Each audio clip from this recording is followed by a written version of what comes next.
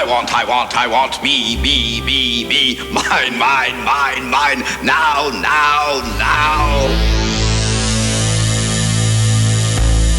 You know you're responsible for what you hear. You know you're responsible for what you hear.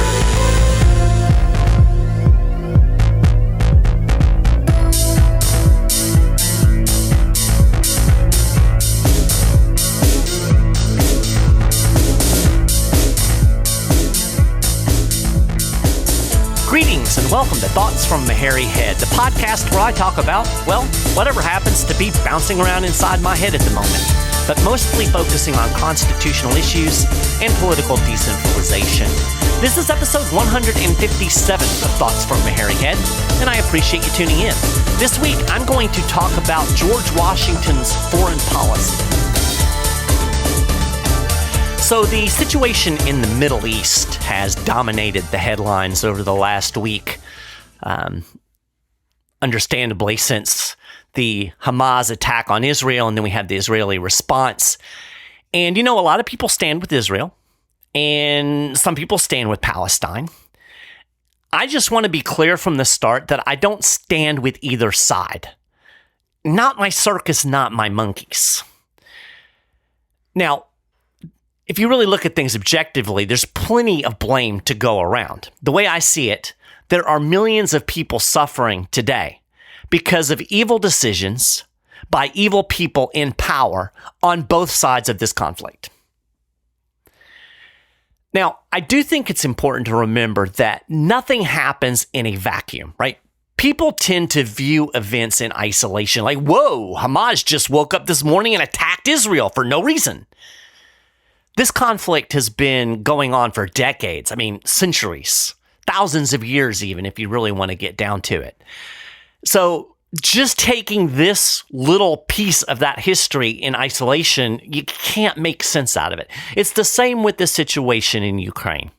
You know, we tend to look at it, oh, Russia invaded Ukraine. Well, there's a lot of things that happened in the past that set that up. And that's not to say that Russia was justified in invading Ukraine or Hamas was justified in its attacks and the brutality.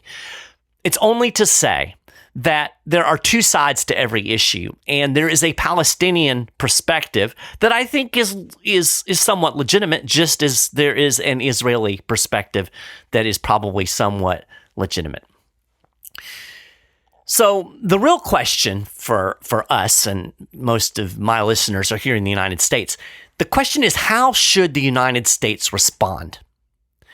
Well, if we followed the foreign policy of George Washington, and honestly most others in the founding generation, we wouldn't. We would not respond. Now, I know this is not a popular position. In fact, I'm sure that there are people who are angry with me right now because I said that. And it's kind of funny because I remember when Ron Paul was running for president. And the mantra that I heard a lot from Republicans, and I was among those, I mean, this was my position as well, is that I really like this Ron Paul guy, except for his foreign policy. And the ironic thing is that Ron Paul's worldview, by and large, reflected the worldview of the founding generation, an emphasis on liberty, decentralization, and minimizing government power. Now, today, I assume the mantra would be, you know, I like that George Washington, but man, don't like his foreign policy. Because his foreign policy was decidedly non-interventionist. So let's look at it, because he laid it out very clearly in his farewell speech. And I'll actually link to the whole farewell speech in the show notes, so you can actually read the whole thing. But I'm just going to summarize some of the key points. What was the foreign policy that George Washington was recommending as he left office? I can sum it up this way: butt out. That was his foreign policy in a nutshell. In his farewell speech, he implored the country to, quote, observe good faith and justice towards all nations, cultivate peace and harmony with all. Not just some of the nations, all of them. He went on to say that the U.S. should exclude permanent inveterate antipathies against particular nations and passionate attachments for others. In other words, don't pick sides. Don't favor these countries and then declare these countries enemies. That was a problem. So why not? Why was Washington recommending this? Well, he said the nation which indulges towards another a habitual hatred or a habitual fondness is in some degree a slave. It is a slave to its animosity or to its affection, either of which is sufficient to lead it astray from its duty and its interest. Washington went on to say, quote, a passionate attachment to one nation or another produces a variety of evils, including a tendency to get dragged into quarrels and wars, quote, without adequate inducement or justification. Washington also said favoritism gives to ambitious, corrupted, or deluded citizens who devote themselves to the favorite nation facility to betray or sacrifice the interests of their own country without odium, sometimes even with popularity, gliding with the appearance of a virtuous sense of obligation, a commendable deference for public opinion, or a laudable zeal for public good, the base or foolish compliances of ambition, corruption, or infatuation. I think the billions of dollars given to Ukraine in the last couple of years bears out exactly what Washington said. We've turned Ukraine into the favorite son, and Russia has become the boogeyman, and we've picked sides, and it's dangerous, especially when you're dealing with the possibility of nuclear war. Instead of favoritism or antipathy, Washington said, quote, the great rule of conduct for us in regard to foreign nations is in extending our commercial relations to have with them as little political connection as possible. He was getting at a very valid point. Trade makes for peace. When you're trading with another country, when you're doing business with another country, it's much more difficult to get into a war with them. You'll notice that the United States treads much more carefully with China than it does with Russia because we have a lot of trade with China. So that's George Washington's foreign policy in a nutshell.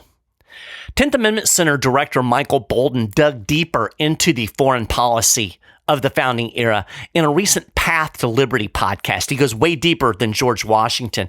He actually gets into the law of nations and some of the principles that undergirded this non-interventionist foreign policy mentality. Now, sadly, this will be widely ignored. It's even going to make some of you mad. You know, the quickest way to get a constitutional conservative to abandon founding principles is to suggest that maybe the U.S. shouldn't be involved in every war or dispute in the world. And just to be clear, the founders' foreign policy was inherently conservative. This is the conservative position. Trying to extend power and influence all over the world, that's progressivism. People should keep that in mind.